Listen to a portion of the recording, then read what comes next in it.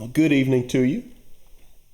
If you're watching this video, it is probably Christmas Eve, and I would like to invite you to participate in a tradition held by many families, a reading of The Night Before Christmas by Clement-Clark Moore.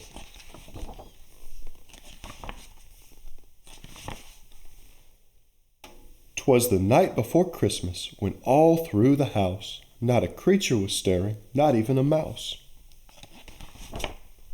The stockings were hung by the chimney with care, in hopes that St. Nicholas soon would be there. The children were nestled all snug in their beds, while visions of sugar plums danced in their heads, and Mama in her kerchief and I in my cap had just settled down for a long winter's nap. When out on the lawn there arose such a clatter, I sprang from my bed to see what was the matter.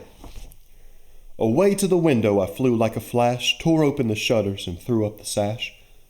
The moon on the breast of the new-fallen snow gave a luster of midday to objects below, when what to my wondering eyes should appear but a miniature sleigh and 8 tiny reindeer. With a little old driver so lively and quick, I knew in a moment it must be St. Nick. More rapid than eagles his coursers they came, and he whistled and shouted and called them by name. Now Dasher, now Dancer, now Prancer and Vixen, on Comet, on Cupid, on Donder and Blitzen. To the top of the porch, to the top of the wall, now dash away, dash away, dash away all.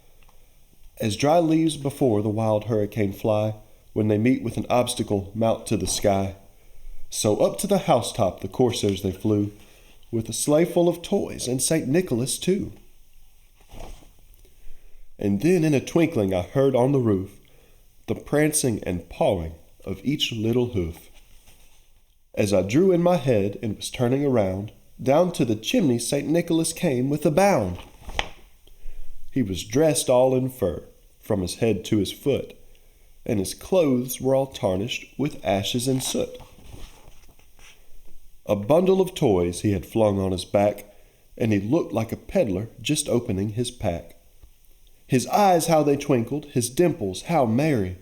His cheeks were like roses, his nose like a cherry. His droll little mouth was drawn up like a bow, and the beard on his chin was as white as the snow. The stump of a pipe he held tight in his teeth, and the smoke, it encircled his head like a wreath.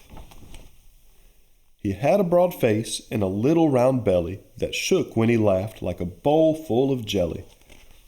He was chubby and plump, a right jolly old elf, and I laughed when I saw him in spite of myself. A wink of his eye and a twist of his head soon gave me to know I had nothing to dread. He spoke not a word, but went straight to his work, and filled all the stockings. Then he turned with a jerk, and laying his finger aside of his nose, and giving a nod, up the chimney he rose. He sprang to his sleigh, to his team gave a whistle, and away they all flew like the down of a thistle. But I heard him exclaim as he drove out of sight, "Merry Christmas to all, and to all a good night."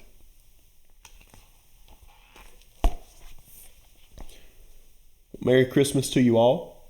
From the Caldwell household, thank you much for your time here.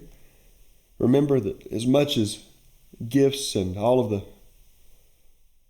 wonderful things we share mean to us on Christmas, they all originated with the love of Jesus Christ, and we're here to worship Him, to remember Him as we celebrate today. Merry Christmas.